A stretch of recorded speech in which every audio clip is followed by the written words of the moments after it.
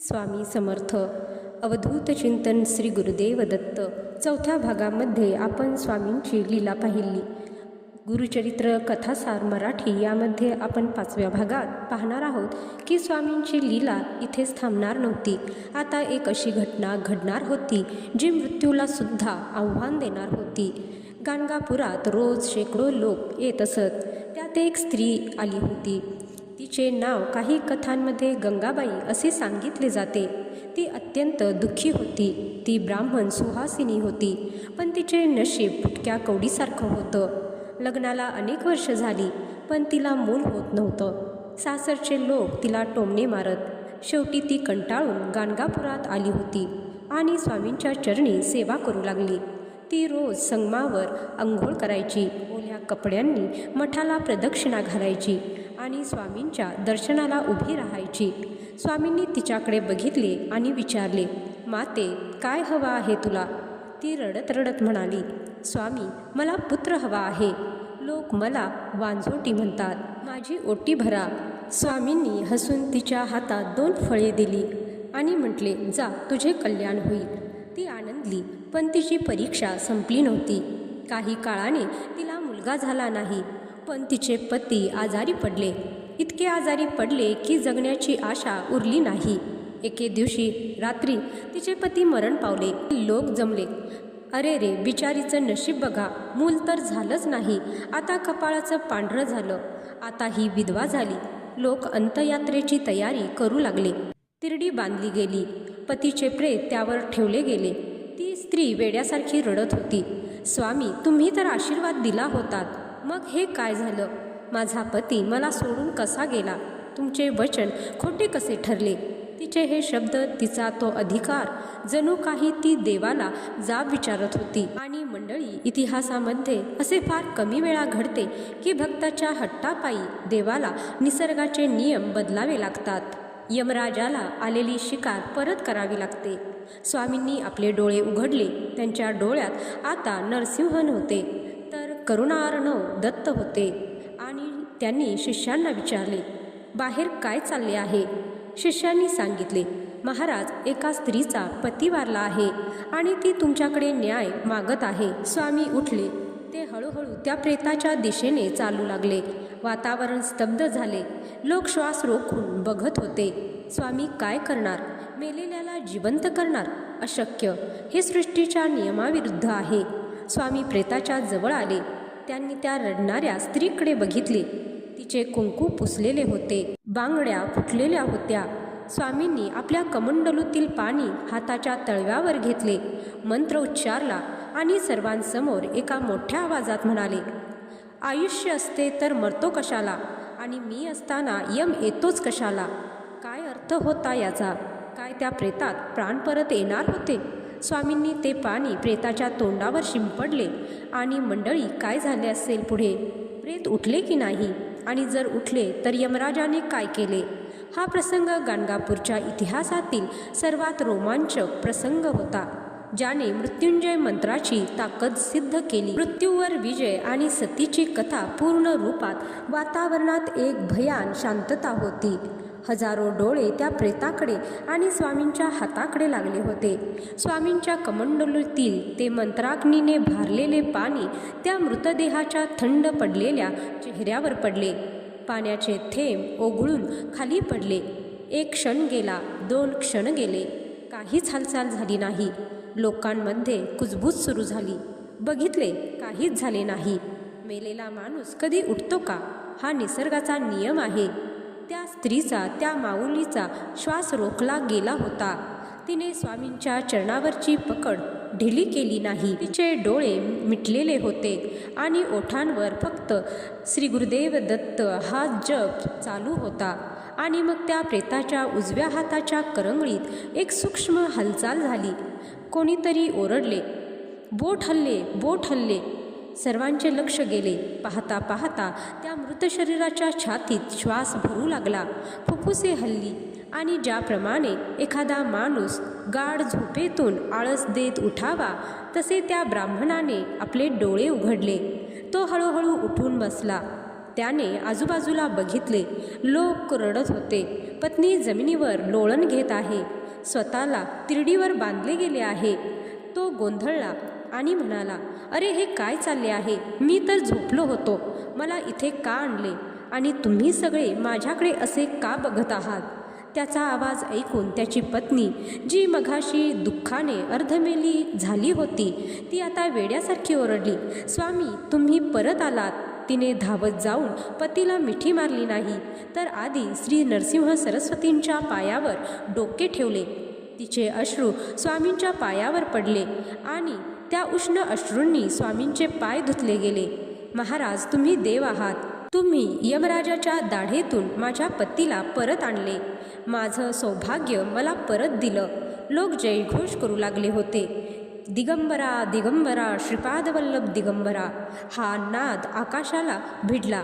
ज्यांनी स्वामींची चेष्टा केली होती ते आता लाजेने मान खाली घालून उभे होते. स्वामी शांत होते. त्यांनी त्या ब्राह्मणाला आणि त्याच्या पत्नीला आशीर्वाद दिला. बाळा तुझे आयुष्य अजून संपले नव्हते. ही यमराजाची चूक नव्हती, पण भक्तीचा हट्ट नियतीला सुद्धा बदलवू शकतो हेच मला जगाला दाखवायचे होते. जा सुखाने संसार करा. तो ब्राह्मण आणि त्याची पत्नी पुनर्जन्म मिळाल्यासारखे घरी गेले. ही बातमी वाऱ्यासारखी नाही तर वणव्यासारखी पसरली. गाणगापूरचे माहेर कर्नाटक, महाराष्ट्र, तेलंगणापर्यंत लोक बोलू लागले. गाणगापुरात एक असे स्वामी आले आहेत जे मेलेल्या माणसाला जिवंत करतात. आता मठात रोज हजारोंची गर्दी होऊ लागली. दुःखी, कष्टी, रोगी लोक आशेने येऊ लागले आणि स्वामी कोणालाच रिकाम्या हाताने पाठवत नव्हते. पण स्वामींची परीक्षा घेण्यासाठी निसर्ग नवनवीन रूपे घेऊन येत होता. एके दिवशी दुपारची वेळ होती. स्वामी भक्तांशी संवाद साधत होते. तेवढ्यात गर्दीतून वाट काढत एक अतिशय वृद्ध स्त्री पुढे आली. तिचे वय असेल साधारण 60 वर्ष. केस पूर्ण पिकलेले, चेहऱ्यावर सुरतुक्या, हातात काठी. चालताना सुद्धा ती थरथरत होती. ती स्वामींच्या समोर आली आणि हात जोडले. महाराज मी सोमनाथ, सायन देवाची पत्नी. अनेक वर्षापूर्वी मी नवस केला होता की मला मुलगा झाला तर मी सेवेला येईल. पण माझे नशीब बघा, तरुण पण गेले, म्हातार पण आले, पण पाळणा हल्ला नाही. आता लोक मला वांझोटी म्हातारी म्हणून चिडवतात. आता या वयात मला मूल कसे होणार? पण तुमची कीर्ती ऐकून शेवटची आशा घेऊन आले आहे. तिचे बोलणे ऐकून आजूबाजूचे लोक हसले. एक जण म्हणाला, आजी आता नातवंडे खेळवायचे वय झाले आणि तुला मुलगा हवाय. निसर्गाचे काही नियम असतात. ज्या झाडाची मुळे सुकली आहेत त्याला फळ कसे येणार? वैद्यकशास्त्राप्रमाणे हे अशक्य होते. रजो निवृत्ती होऊन अनेक वर्ष झाली होती, पण स्वामींच्या चेहऱ्यावर एक वेगळंच तेज होतं. त्यांनी त्या हसणाऱ्या लोकांकडे बघितले आणि मग त्या रडणाऱ्या आजीकडे बघितले. स्वामी म्हणाले, माते जगासाठी तू म्हातारी असशील, पण माझ्या भक्तासाठी भक्ती कधीच म्हातारी होत नाही. तुझ्या विश्वासात जर तरुणपण असेल तर तुझा देह नक्की पालवेल. स्वामींनी आपल्या हातातील 2 सुखी फळं म्हणजे काही ग्रंथात नारळ त्या 60व्या वर्षाच्या आजींच्या ओटीत टाकले. जा माते, तुला पुत्रप्राप्ती होईल आणि तो पुत्र मोठा ज्ञानी होईल. लोक थक्क झाले. स्वामींनी हे काय केले? हे कसे शक्य आहे? ती वृद्ध स्त्री स्वामींवर विश्वास ठेवून घरी गेली. तिने श्रद्धेने त्या फळाचे सेवन केले आणि मंडळी काय सांगू, पुढच्या काहीच दिवसात तिचे रूप पालटू लागले. तिच्या अंगावरचे पांढरे केस काळे होऊ लागले. सुरतुक्या नाहीशा झाल्या आणि तिला मासिक पाळी जी अनेक वर्षापूर्वी बंद झाली होती ती पुन्हा सुरू झाली. तिला पुन्हा तारुण्य प्राप्त झालं आणि बरोबर 9 महिन्यांनी वयाच्या 60व्या वर्षी त्या माऊलीने एक गोंडस बाळाला जन्म दिला. या घटनेने सिद्ध केलं की गुरुचरित्र हे फक्त पुस्तक नाही, तर ती निसर्गाच्या नियमांना ओलांडणारी शक्ती आहे. त्या मुलाचे नाव ठेवले गुरुनाथ. गाणगापुरात आनंदाची लाट आली, पण आता एक मोठं संकट गाणगापूरच्या दिशेनं येत होतं. हे संकट होतं सत्तेचे. त्या काळी गाणगापुरात बहमनी सुलतान म्हणजे बिदरचे बादशाह त्यांच्या राज्यात येत होते. राजाचे नाव होते अल्लाउद्दीन म्हणजे दुसरा. हा राजा अत्यंत क्रूर आणि हिंदू द्वेष्टा म्हणून ओळखला जात होता. त्याला जेव्हा समजले की आपल्या राज्यात एक हिंदू फकीर म्हणजे संन्यासी चमत्कार करतोय आणि हजारो लोक त्याच्या मागे जात, तेव्हा त्याला ते सहन झालं नाही. त्याचे मंत्री त्याला म्हणाले, हुजूर, हा संन्यासी काहीतरी जादू टोना करतोय. लोक आमचं काम सोडून त्याच्या दर्शनाला जात आहेत. याला वेळीच थांबवले पाहिजे, नाहीतर हे आपल्या सत्तेला धोका आहे. बादशाह संतापला. चला, मी स्वतः जातो आणि त्या फकीराची जादू बघतो. जर तो ढोंगी असेल तर त्याचे मुंडके छाटून बिदरच्या वेशीवर टांगेन. बादशाह निघाला, पण निघतानाच देवाची लीला सुरू झाली. त्याच्या पायाला एक छोटासा फोड आला होता. त्याला वाटलं साधी फोडी असेल, पण गाणगापुरात पोहोचेपर्यंत त्या फोडाचे रूपांतर भयंकर अशा राजफोडात म्हणजेच ट्यूमरमध्ये झालं. त्याचा पाय सुजला. वेदना इतक्या भयंकर होत्या की तो हत्तीवर बसू शकत नव्हता. त्याला पालखीत झोपवून आणावे लागले.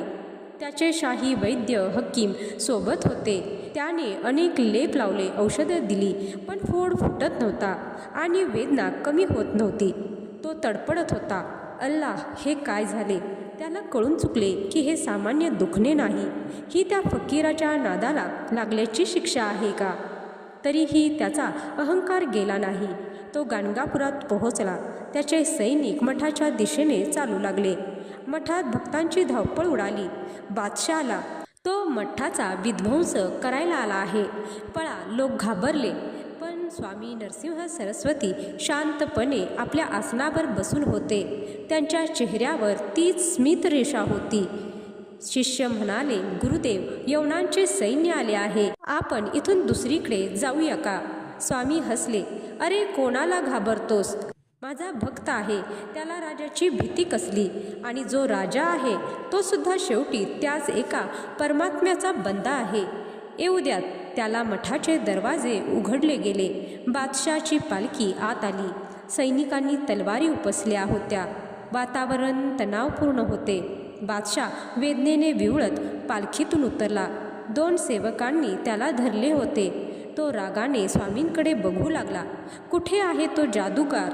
बादशाने नजर वर करून स्वामींकडे बघितले. त्याला वाटले होते की समोर एखादा भगवी वस्त्र घातलेला, गळ्यात माळा घातलेला हिंदू साधू असेल.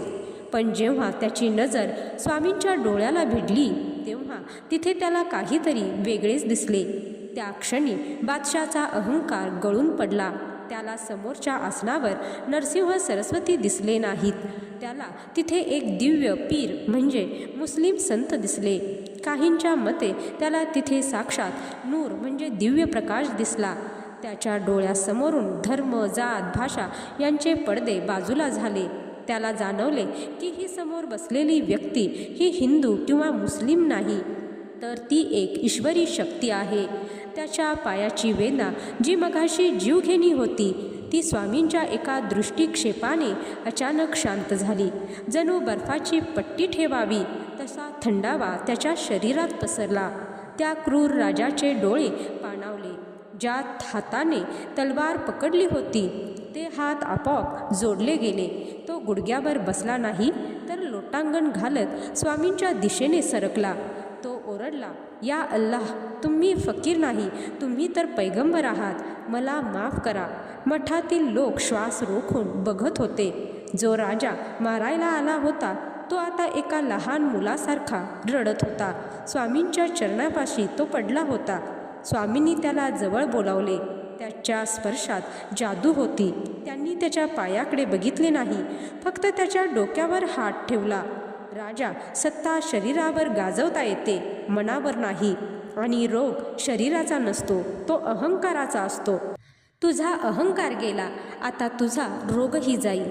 स्वामींनी त्याला आशीर्वाद दिला. आणि काय आश्चर्य, ज्या राजफोडाने त्याला मरणाच्या दारात नेले होते, तो फोड त्या क्षणी फुटला आणि त्यातील घाण निघून गेली आणि वेदना पूर्णपणे थांबली. बादशाह स्वतःच्या पायावर उभा राहिला. हा चमत्कार बघून बादशाचे सैनिकसुद्धा नतमस्तक झाले. बादशाने तिथेच जाहीर केले, आजपासून गाणगापूर हे गाव स्वामींच्या मठाला इनाम. या गावात कोणताही कर घेतला जाणार नाही आणि जो कोणी मठाच्या वाटेला जाईल त्याला माझा शत्रू मानले जाईल.